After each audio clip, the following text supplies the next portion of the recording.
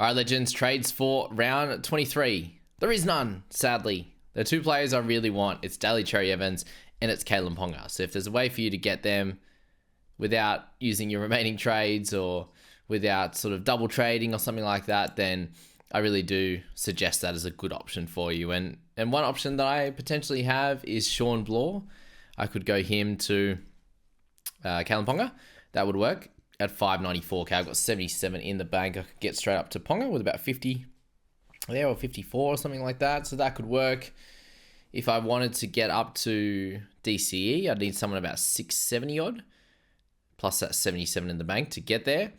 But at the moment, I think with 5 rounds to go, if I make that one now, it would be 2 in the last 4 weeks. And we know if we get a couple of, let's just say we get 2 injuries this week or suspensions to key players, then I'll be using those 2 trades and have none left for the last 3 weeks. So let's just hope and pray that I can get enough out of Greg Marzu this week and a 70 or something, and Ponga gets like a 50 odd or something like that, and I'll be happy as Larry with that.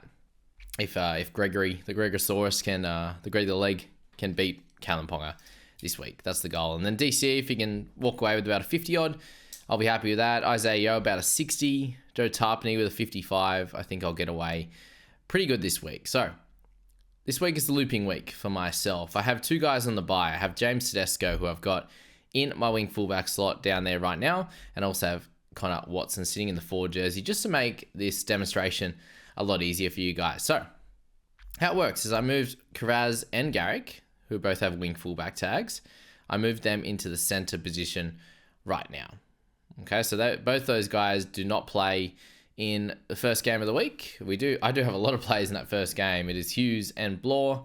I also have Gray, Whiten, Cook, and Koloamatangi. So 6 players in that first one. I'll be looping 2 of them. So I'll explain how that one works. And how that works there is Teddy is in that wing fullback slot. I have no wing fullbacks in my emergencies all the way until Gray in number 7. So this is what I did last week with my mids. I put Cotter, who was a non-player, in the mid, and then I had Samuel Afenu in number 7. And the reason that works is because you have no other wing fullbacks. Last week I had no other mids in that first 6. Okay, so let's play it out. If Whiten does well, he's my other looper this week. I was going to do Blaw, but it would mean if I was to take Blaw's score in emergency, I'd have to automatically play one of Fainu and Willison, just because either they'd be in the edge spot or I'd move Koloamatangi down to the edge spot, and I'd definitely have to play one of those guys. But all going well this week, I don't want to have to play Fainu and Willison. That's my kind of play. So it was Blaw or Whiten. I'm just going to start Blaw and hope for the best. On that one, he's up against a side that's okay at best at the moment. They do have Cody Walker, which is good, but unsure which side Blaw is going to play on as well, whether it's going to be left or the right. But anyway, let's get back to task at hand. Whiten and Gray, I'm looping. If I like both their scores, so if I think for me, if it's 40 plus, I'll be taking their scores over Wilson and Fainu. Pretty simple, because right now this week I have 19 available players. So if I like both their scores, Connor Watson will be replaced by Whiten, interchange 4. Emergency 5, Whiten will come straight in for that. If I like Gray's score as well, to make it both of them, he will cover Tedesco in the starting side. So that would be the 2 loopers that I would use. I would keep everything else the exact same, and that would mean I am not playing Samuel Afenu and I'm not playing Willison. Okay, that's how that one works out. If I decide I want neither of those players, simply the easiest way to do that would be to move Willison and Fainu up into the starting side, or the interchange there, basically, because that would mean if I'm not taking Whiten and Gray, I only have 17 available players to take their scores. Okay, and I would just have to move my positions around. So in that case, Teddy would not be in my starting side. I would move him out, and I would get Karaz, for example, switch with Iro. Karaz would come down to wing fullback, and then I would not get Gray as my loop. Teddy could then move down to emergency 8. I just move Willison up to that, and I would also change Fainu with Watson down to the 6. So that would work out that way.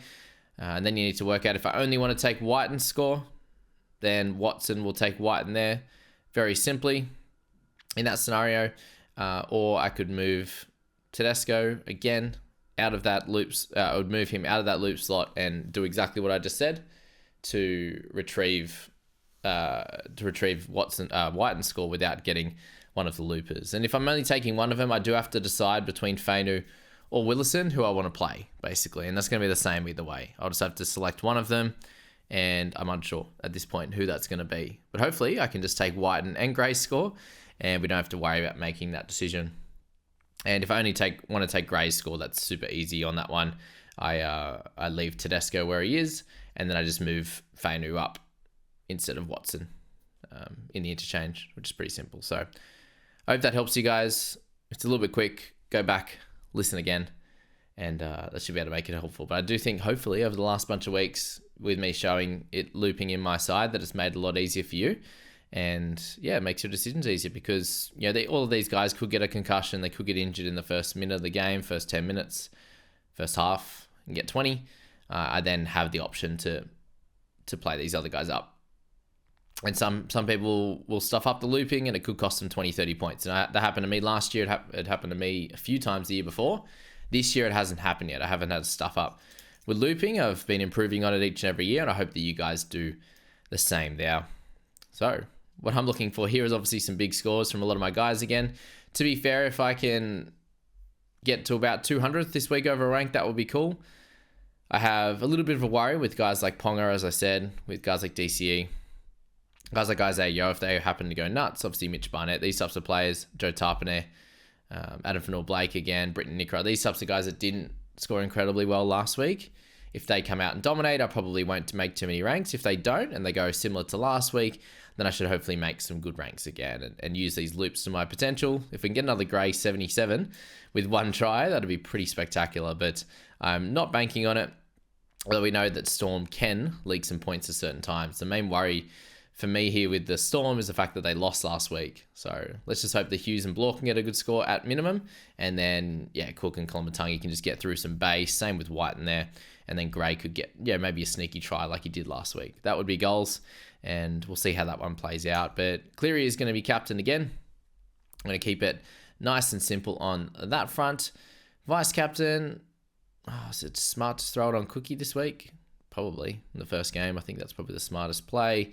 He's also scoring better than Fafita, apart from when he gets moved out of that 9 jersey, which could happen again, but we will change that, and he can be vice this week, which will be sweet.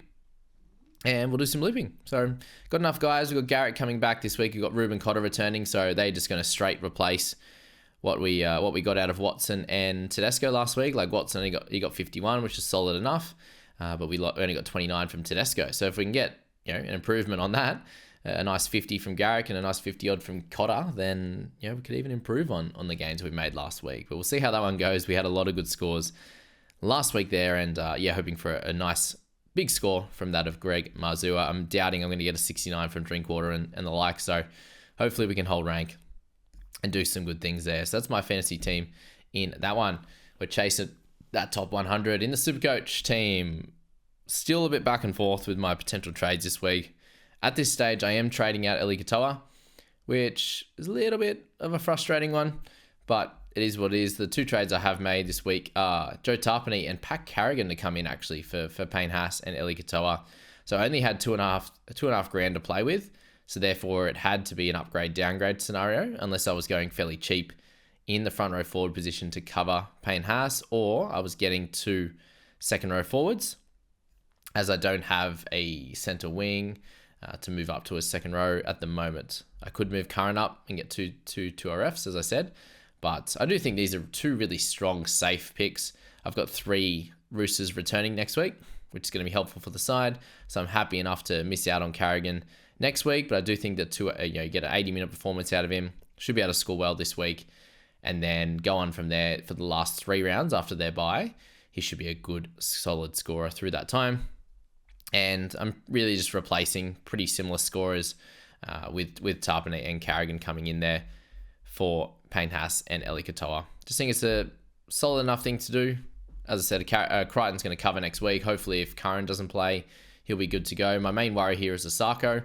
So I've actually decided to, instead of play Asako, just before I did the video, I changed Asako there to Casey McLean. given they play an earlier fixture. If I don't get to play him because we hear a little bit late with Dolphins playing the second to last game, I'd be stuck there, unfortunately, with playing like a Sam Hughes or something like that as my final reserve. So that could be a little bit tough, or taking an AE. So in that scenario, I'm just going to leave him. They're apparently going to give him all the way up till Saturday to make his decision there in captain's run. So I think in that scenario, I'm just going to play Tungo and Casey McLean. I've got Greg Marzou in there, which is good. Don't have Ponga, obviously, so I'm death riding him this week, unfortunately. Thank goodness it's the last game of the round and not an early one where I can watch it and see him get 100 or 150 in Supercoach and then hate it. So yeah, I'm happy enough with that. But Turbo I've got against the Raiders, which is going to be a fun one, at least at 3 p.m. on Saturday, so it's not a wet, cold one. Hopefully it's a nice sunny day for him in Canberra. And yeah, Garrick returns, which is nice. We'll play Plath. We're going to vice-captain Campbell in the second game of the week there. And then we've got Cleary as captain right now. We're sitting Curran at this stage and Jermaine Asako, so still a really solid side. We're going to play Kai Paul at this stage, given it's up against the Tigers in that final game. So hopefully we can jag his first try of the year. And then it's going to be Brayley this week. Thankfully, going to get some good minutes again.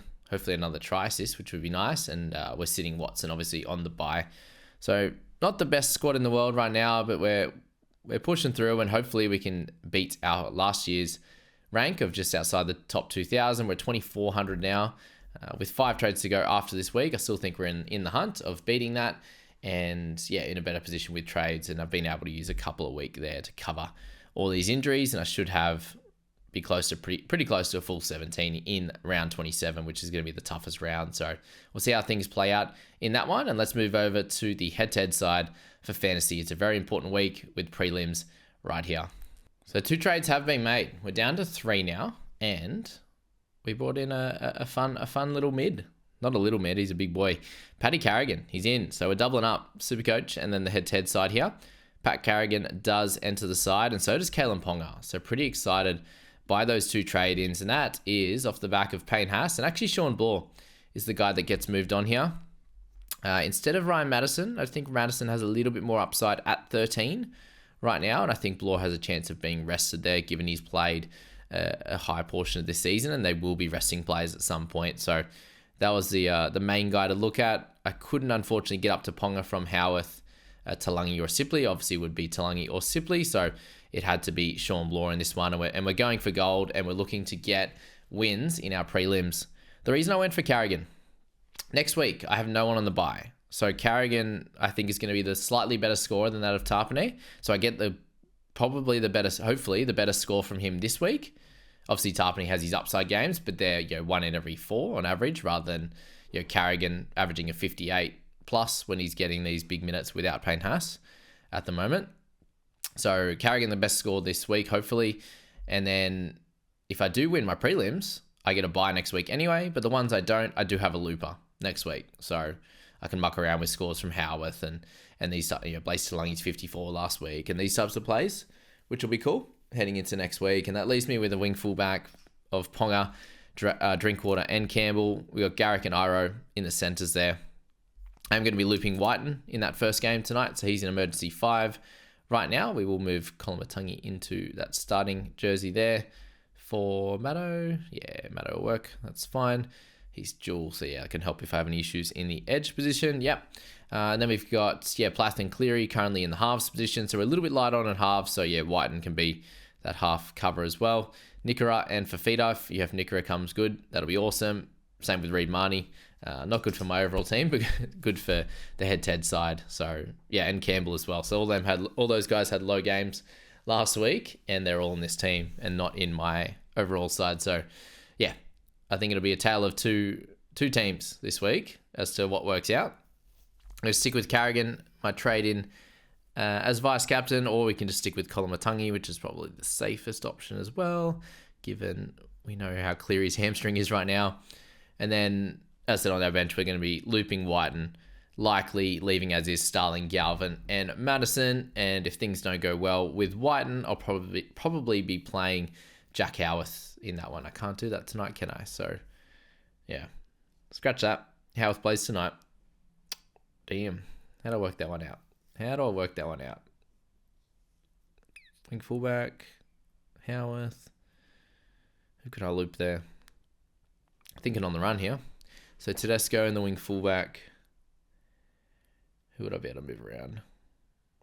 If Whiten doesn't go good, it's Talangi time, potentially. All right, I'll work that one out post video. But yeah, I'd have to put Tedesco in wing fullback if Whiten doesn't go well, and we'd have to muck around with that one and get a wing fullback replacement instead.